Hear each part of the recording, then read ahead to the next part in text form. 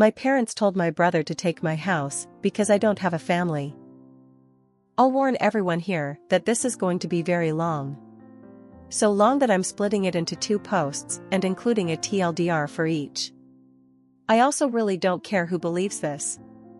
It's just so crazy that I don't blame anyone who calls BS. I won't argue about it. But this happened to me. I also really don't care if anyone in my family sees this. I'm not gonna sugarcoat anything. But I'm also not going to reveal any details that'd clue anyone into who I am that doesn't already know me. I'm a single man in my early 30s. I've got a brother who's 29, and he's already got 4 kids now. He had his first at 22, and the second followed a year later. Then the third 2 years after that. And the fourth is the most recently born a couple months ago. His wife, my SIL, and I do not get along, as she always likes to try and get a rise out of me by acting superior. Then turns into an extreme self-victimizing drama queen if I retaliated against her in any way. She can cry in an instant and can put on an extremely convincing show to get sympathy from just about anyone. My parents and brother absolutely adore her, even though they know exactly how she really is and just don't care. She's very good looking, I'll give her that. But she's so awful that I could never be attracted to her. She also refuses to get any sort of job, even though she has a college degree, and my mother willingly helps with the kids all day. So their finances are entirely dependent on my brother. This also means they can't afford to live anywhere but my parents' house. And privacy is a bit of an issue with all of them under one roof in a 3-bedroom house that was built in the 60s. Growing up, my younger brother was also the obvious favorite. We're 3 years apart in age, but he developed a superiority complex because I was badly punished if I retaliated against his antics in any way back then. It was obvious my parents cared for him a lot more because he got the lion's share of everything and less people called them out on it. Which did happen a fair bit by other members of family.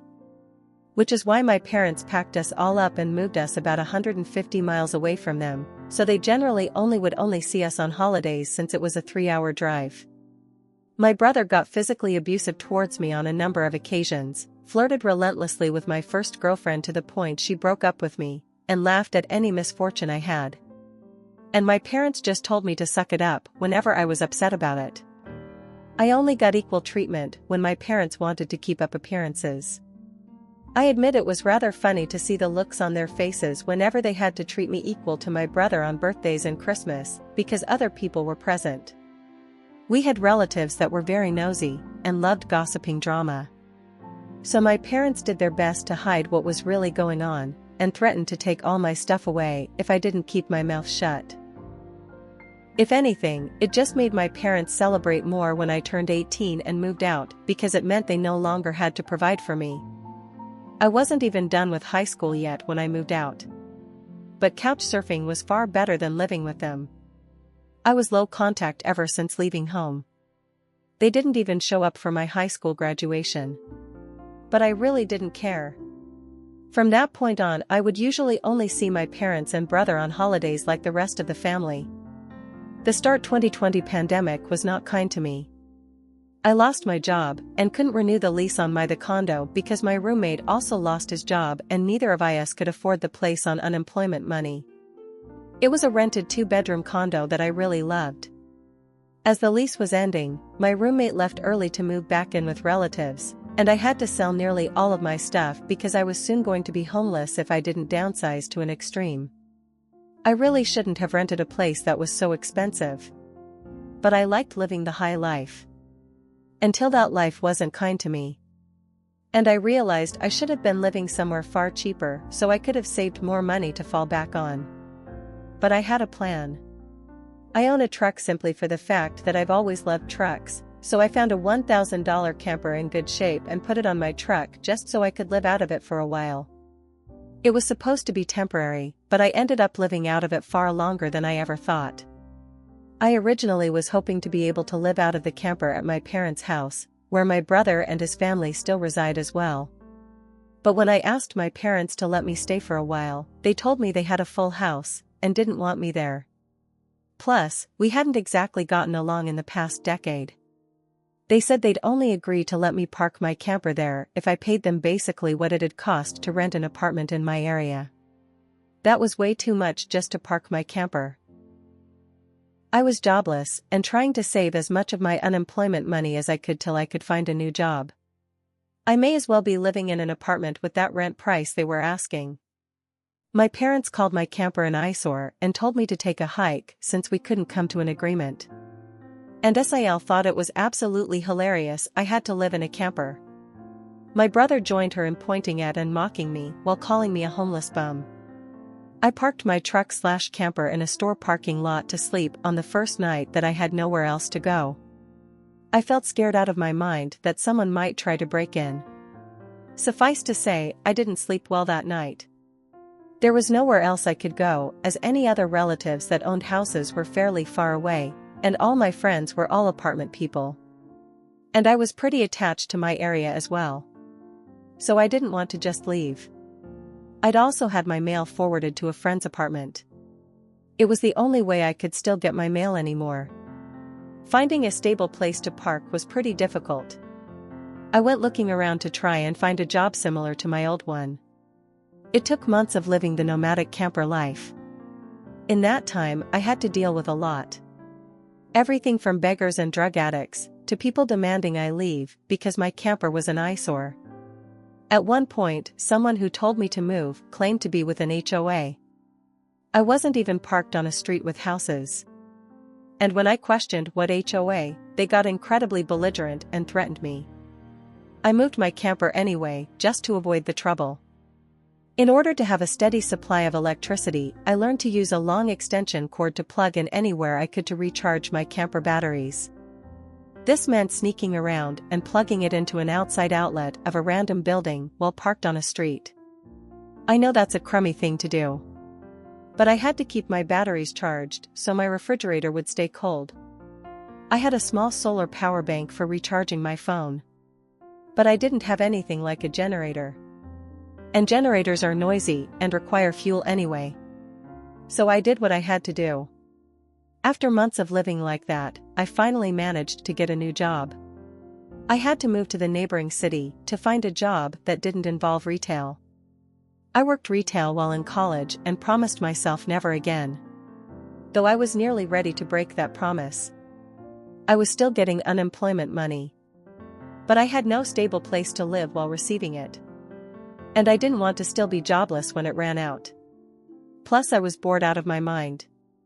I had little else to do but read, watch movies on a small portable DVD player, use my phone or laptop, and keep note of where I could park and what local public bathrooms I could use.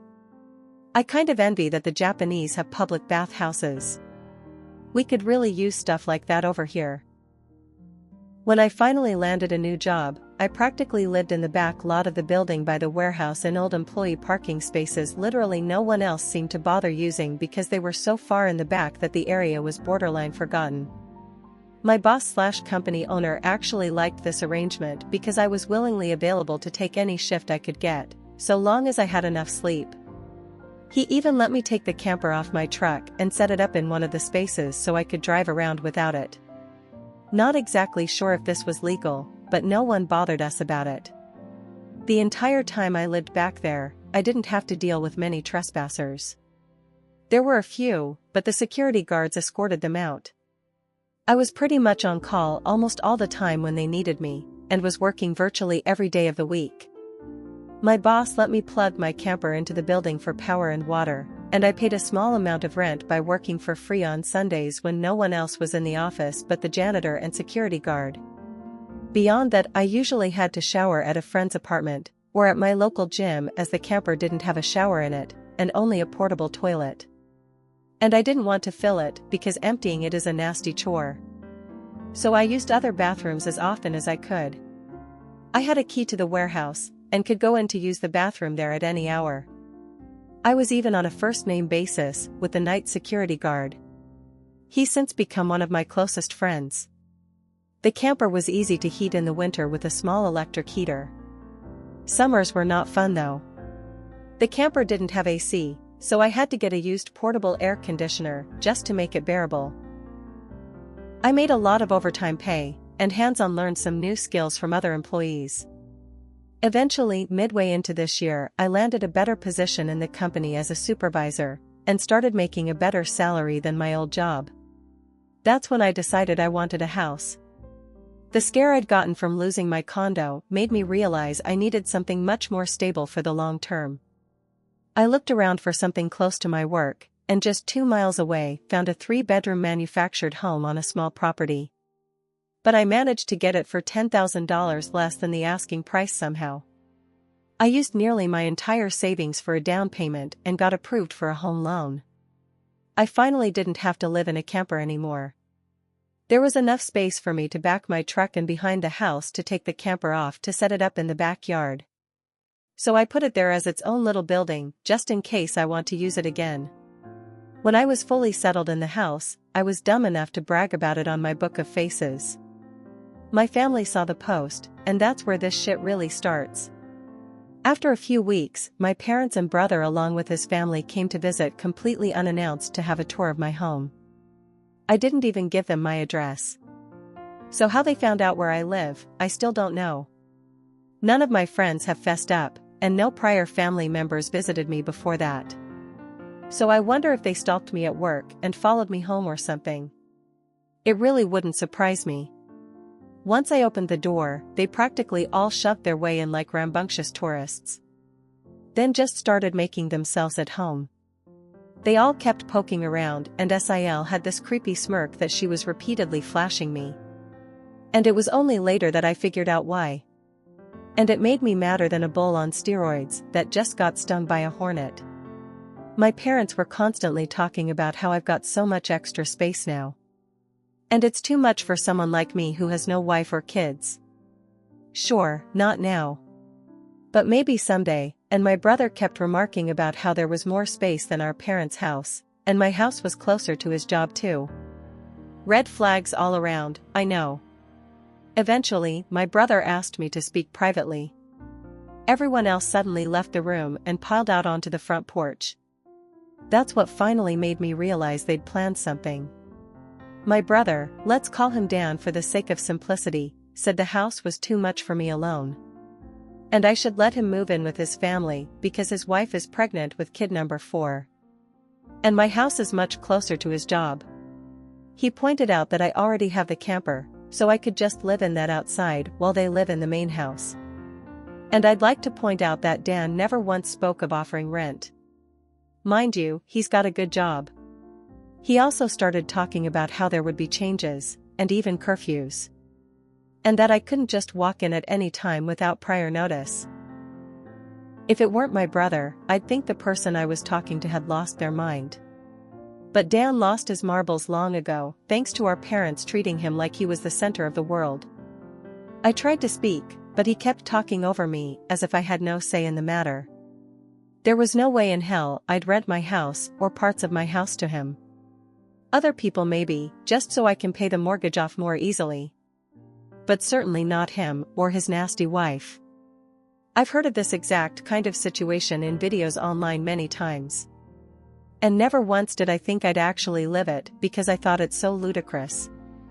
But my parents, brother, and Sil do all fit the bill for a bunch of narcissistic, entitled crazies. So I picked up my phone and set it to start recording. Then just held on to it. Dan didn't even seem to care or notice that I'd done this, and just sat there with his arms waving around while talking about all the reasons of why he needed my house. Then went from saying that to acting like it was a done deal and trying to reach out his hand to shake mine. That's when I finally showed my backbone and said hell no. And I said it loud enough that Dan stumbled backward for a second.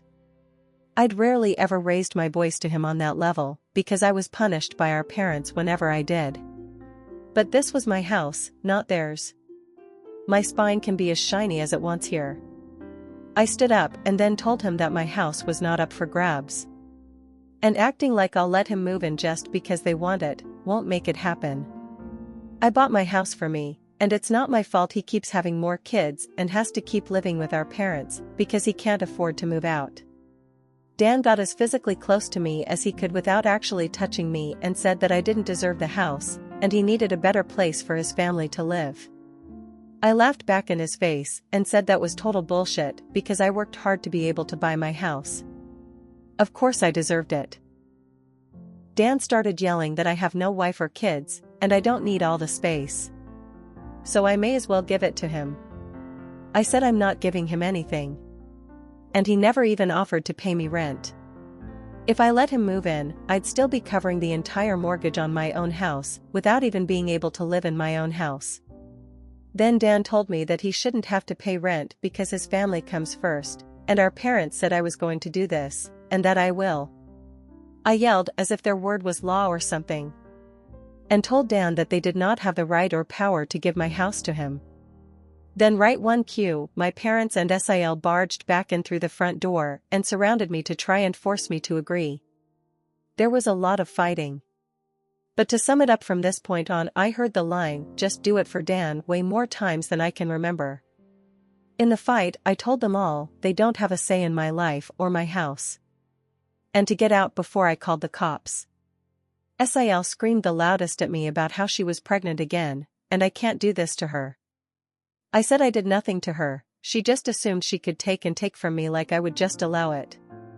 I had no obligation to her or her family. Then I called her a stuck-up bitch who never had any respect for me. So I don't care what she thinks or how many kids she has. I have no sympathy for her. She won't be living in my house. Well, that made her angry enough to attack me. She got in one good hit on my face and tried to do more, but my brother held her back, kicking and screaming. She kept demanding he let her go so she could scratch my eyes out. The phone I was holding recorded pretty much everything. So I held it up and said I was going to call police if they didn't leave right away. My parents told Dan they were leaving. Then my mother said that I had a week to come to my senses. I told her I won't be, and to not come back. Then I told SIL that my phone recorded everything, and if she tries anything, I'll press charges for assault. She screamed at me and then stormed out loudly, crying with her face in her hands. My mother was the last one out the door and said that I'd better do this for Dan and SIL. I responded by telling her I won't be. TLDR, family raised my younger brother as the golden child, so I made my own way in life. Then I lost everything and they wouldn't help me when I needed them the most. I ended up living in a camper for years until I got back on my feet and bought a house after some hardcore saving. Now my parents want my house because they want my brother and his family to be able to live there, and make me live in the camper in the backyard. Brother acted like it was a done deal because our parents said so. I kicked them all out. Update. After I kicked my parents, brother, and SIL out for trying to force me to hand over my new house to my brother, I immediately went to my social media and told the story to the whole family. It spread pretty fast, but you won't find it now, because it all got deleted some time ago, and I put my own profile on private. I posted about it because I knew that the first thing my family would do when they got home is try to twist the event to make me the villain. And I was exactly right. But I had about an hour to get started before them.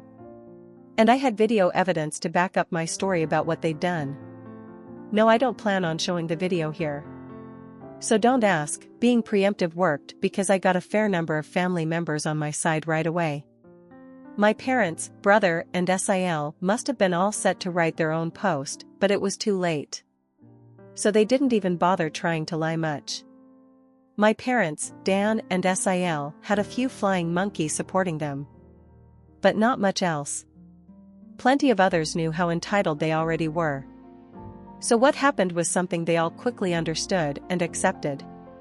There was one person in particular that called me. I don't know who they were. But they ranted at me that I was a horrible brother, and I needed to make way for a real family man. I just ended the call and blocked the number. This didn't repeat. The week went by, and my parents showed up with Dan at my front porch, just like they said they would in their prior ultimatum. They rang my doorbell like crazy and also pounded on the door until I finally answered. I opened it just a crack, and they tried to shove their way in again.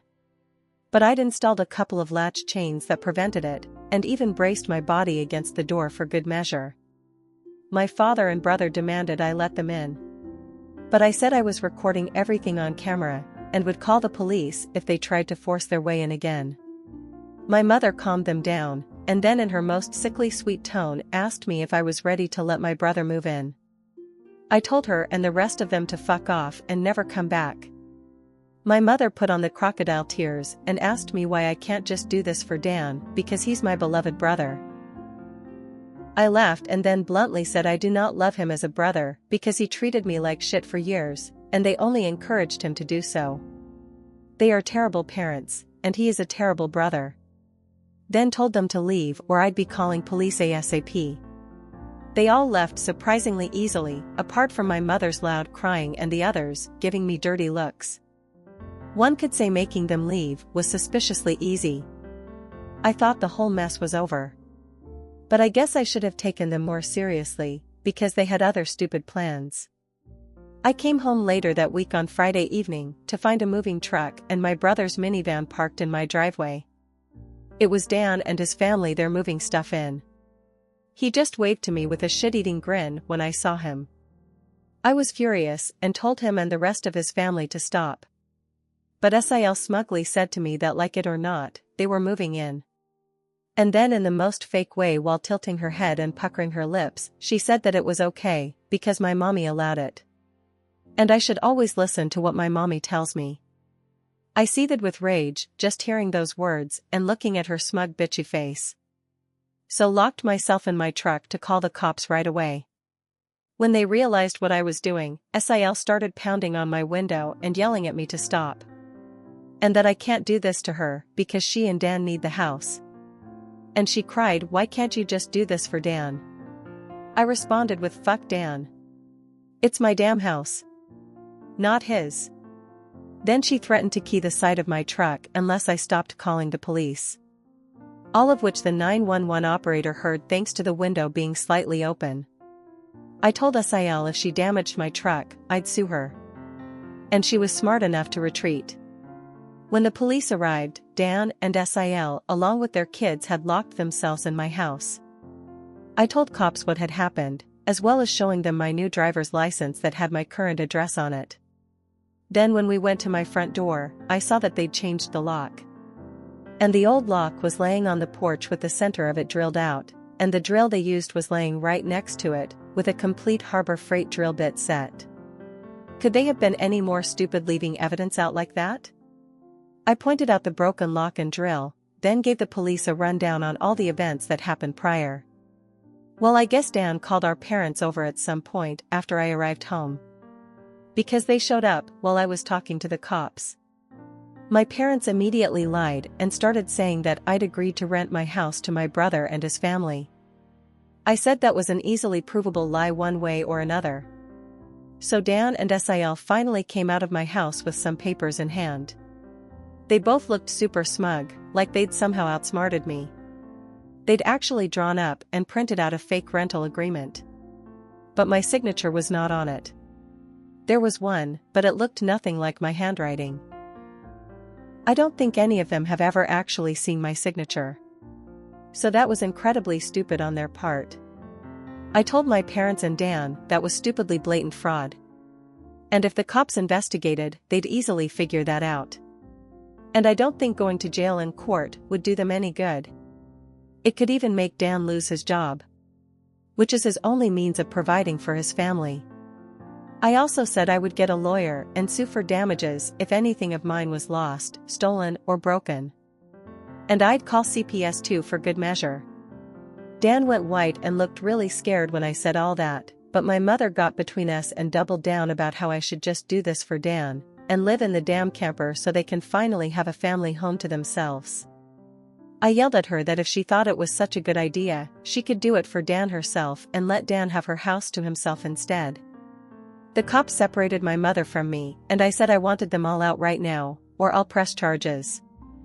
I stated in a shout about how they drilled out my front door lock to break in, the lease papers were obvious fakes, they badly forged my signature, and I have recorded video of SIL attacking me.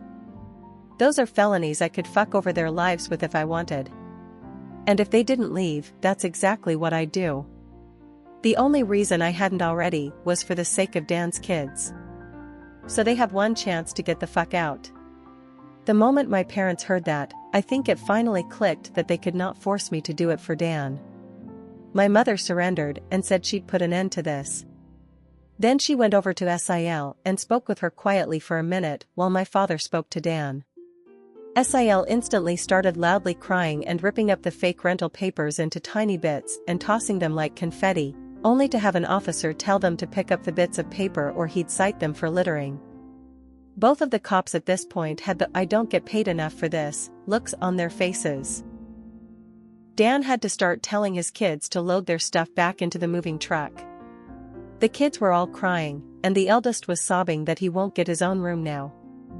Sil and Dan gathered their kids up to try and make one last pathetic attempt to guilt me with the sad family routine. You know, where they all gathered together in a sort of group hug while all facing one direction. I swear, I think they'd practiced it beforehand. All of the kids had the same pleading look with quivering mouths. Sil kept rubbing her pregnant belly and tilting her head to look like a sad puppy, and my brother just made the saddest face he possibly could and said, "Please don't do this. We need to be able to live here." But I didn't falter and told them to keep packing. All the kids and Sil turned the crying up to 11, and Dan yelled at me, "Are you satisfied with yourself? You've denied us a home because you're too selfish to share and help out family." I ended up laughing like a maniac and retorting that what he was trying to do was taking, not sharing. And no amount of crying will make me let his family move in because he's no brother of mine anymore. He's just an entitled prick who thinks he can take whatever he wants from me, like when we were kids. Dan started F-bombing me until the cops told him to cool it or he'd be in cuffs regardless if I wanted to press charges. He sucked in his lips and looked a mix of afraid and supremely pissed off. I asked the cops if they could stick around until my parents, brother, and Sil had all left.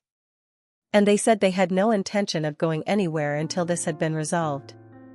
In fact, in the next few minutes, 2 cops became 4 as more drove in for whatever reason. That gave my parents some extra incentive to get moving. I made Dan give me the keys to the new lock he'd put on my front door. Though I got another lock the next day anyway, because I didn't know if he had copies of the keys or not, he was really reluctant to hand them over. Then instead of handing them to me, he actually threw them down the street and into a storm drain while saying to go get them myself. But one of the cops scolded him for that and made him go get them. He had to pull the grate off just to get at them. And he got pretty dirty in the process. When he got the keys back, he just grumbled, then slammed them down into my hand. I then told them all to leave and never come back. My mother said I'd be disowned for this, as if that were some kind of threat to me. And I voiced that to them. Then in an overly sarcastically, I said something along the lines of, "Oh no. That means I won't get to come to any holidays with you guys, where I always get treated like shit by you all anyway. Because Dan has always been your obvious favorite. You treated all me so badly when I was growing up that if Dan ever needs an organ donor, I wouldn't give him anything. So do like you always told me to do when I was mistreated by all of you, and suck it up." My parents were floored after I said all of that. And the quartet of cops were looking pretty judgmental at them as well. I tell you, if you want to put nasty parents like mine on the spot, confront them in front of cops. Because they'll likely not try anything really stupid then. My mother just started crying and walking away. My father just stood there looking like he wanted to hit me. And Dan just held his kids in defeat. Oh, and Sil was off having a tantrum in my front lawn. Soon enough, they all formed a line handing out boxes and got their stuff out of my house. Nothing had been unpacked yet. So it all was taken out pretty quickly. But while doing it, my mother kept saying it wasn't too late, and I could still do it for Dan, several times. Each time trying to bargain more and more, to try to make me change my mind. She said that Dan could pay me rent if I let them stay. And when that didn't work, she said I could move back in with them to let Dan rent my house so I wouldn't have to share the building. I told her to shut up and keep packing boxes because I don't want Dan or his family around, I don't want his money, and I certainly don't want to live with him or my parents ever again after the way they treated me when I was a kid. Making a deal with my parents would be like making a deal with the devil to me. Sil ended up having another tantrum after hearing that and threw a box down, then sat on the ground to have a pity party because she didn't want to go back to sharing a house with my parents. And she just sat looking angry/sad there until everyone else was finished. She didn't even want to get up when it was time to leave. They finally got everything out of the house and into the truck. So before they left, I laid into my parents one last time about all of the shit they put me through growing up. And with 4 cops being right there, they couldn't do much other than stand there and take it for once. I called them out on so many things that happened. And even pointed out how they couldn't just do something nice for me. Like letting me stay over with my camper when I was homeless and trying to get back on my feet. How they let Dan and Sil ridicule me and call me a bum. Well, who's the bum now?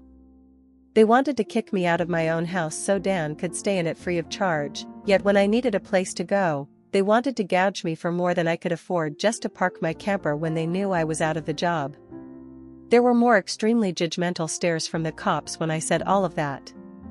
So I put my parents on the spot one more time and asked them what I ever did other than being born to deserve being treated so badly. Because when I finally have a bit of success in life, they want to snatch it away from me for their favorite child since they'd rather I give everything to Dan, and have nothing for myself. I bought my house using the money that I earned. I owed them nothing, and I won't be asking anything from them ever again. Because clearly I will never be anything more than a doormat or a cash cow in their eyes. I got no answers from them. They just stood there looking like fish out of water. So I continued ranting and asked them what in God's name made them think they were such good parents after all of that. My father was beet red. But more from embarrassment than anger this time. And my mother was crying that she was a horrible person. I bluntly agreed that she is a horrible person. They all are. And I bet they'll go to hell for it too. They were shitty people, and they all knew it. But if I'd called them out on all this stuff in private instead of in public, they'd just get mad at me and still act like I'm in the wrong. They'd just kept up the denial for so long that it became a part of who they are.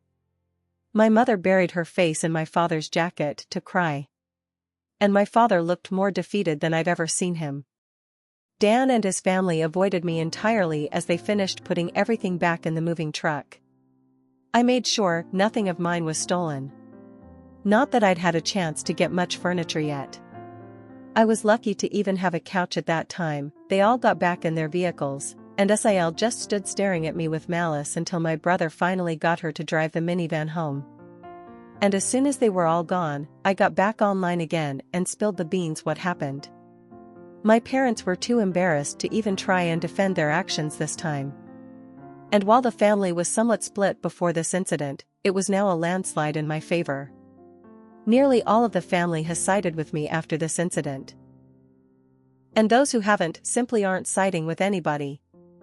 No matter how much my parents previously tried the "we did it for Dan" line, no one listened anymore. So any remaining familial support they had is now gone. Many in the family who I expected wouldn't side with me, did. That includes the former flying monkeys. So I guess they've finally had enough. Around that time I offered to host half the family at next Christmas Eve in my new house. My parents were not invited. I wasn't blocked on my brother and Sil's profiles, surprisingly. And I saw Sil had her 4th baby in early November. They are still living with my parents. I'm pretty sure they knew I was watching, because Sil kept making passive-aggressive posts every couple of weeks or so about not having enough space while living with my parents. Probably to see if she can still guilt me. And I'm sure it's driving my mother and father up the wall because they aren't getting any peace and quiet in their old age with 3 rowdy obnoxious kids, a mentally unstable Sil, my golden child brother, and a newborn baby in the house all at once. Perhaps they could move into a camper in their own backyard and let Dan take over their house completely. They might get some peace then. Yeah, they could do that for Dan. There was supposed to be more. But this post got way too long. So I'll be posting a part 3 later. TLDR, I had to live in a camper after losing my job in 2020, parents refused to help me, I got a better job and eventually bought a house. Parents found out about the house and tried to make me let my brother and his wife, who was pregnant with baby number 4, move in and kick me out to live in the camper again. I kicked them out, but later on they tried to move in anyway, by breaking in. Police were called, they freaked out and tried to guilt me. I made them leave. I publicly exposed my parents, and now the entire rest of the family is on my side, and my parents are utterly destroyed about it.